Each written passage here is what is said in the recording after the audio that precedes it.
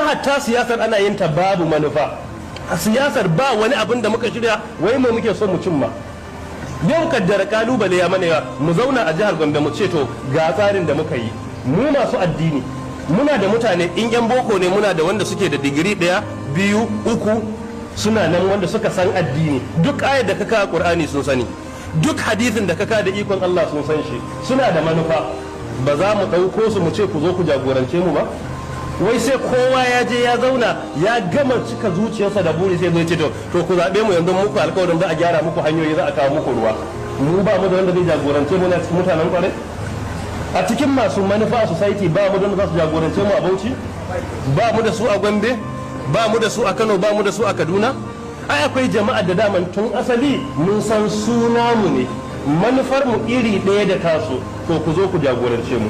Idan wani ya mana kan mai uwa da wabi, daga mun ja aya ba bukatar tafsiri ya san me muke nufi, ba sai an fassara masa ba, kawai za mu ce inna allaha ya amurukum an tu'addul amanati, sai ya ce ila ahliha wa idha hakamtum bainan nas, ya ce an tahkumu bil adl, sai mu ce to ka bi tafsirin ibn abbas me yace akai, shikenan mun huta.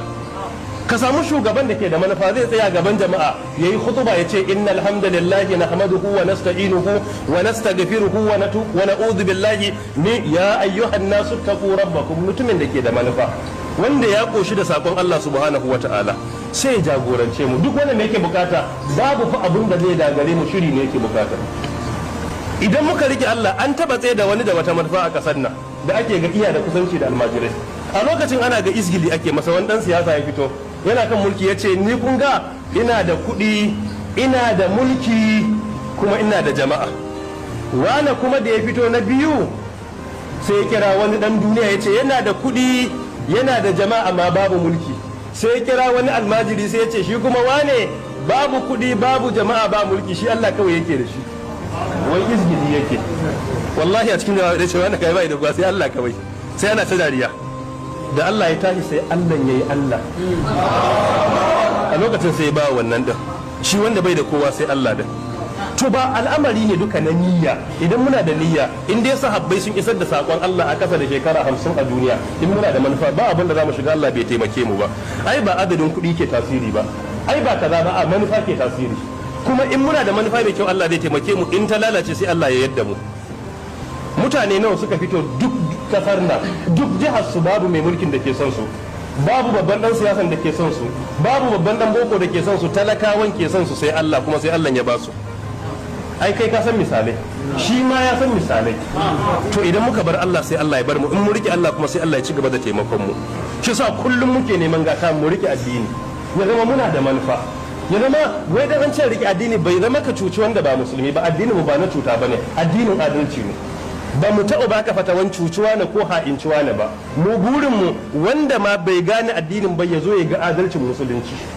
Idan haƙƙi ba namu bane musulmai karka ba wanda yake da haƙƙi ko da ba musulmi bane.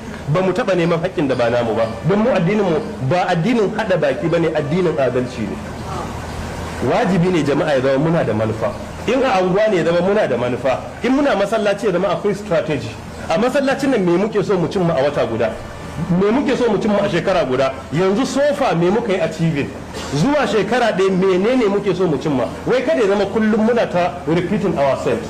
Ya zama kawai zagawa ake babu inda ake zuwa. A'a, ya zama akwai tsari. Jami'ar farko a duniya ita ce Jami'atul Azhar. Amma daga masallaci ta fara, daga masjidu Fatimatul Zahra. Daga nan aka fara ta samar da Jami'atul Azhar daga masallaci. Yau da nake magana Jami'atul Azhar, a shekarar da na je iji wata shekara kamar 7 da ya wuce, a cikin jami'ar kwaya ɗaya akwai sama da profesa 7,000, akwai profesa sama da mutum 7,000. To gaba ɗaya ɗaliban ATB ma nawa ne? Ba ɗaliban ma nawa ne? A jami'a ɗaya profesa 7,000.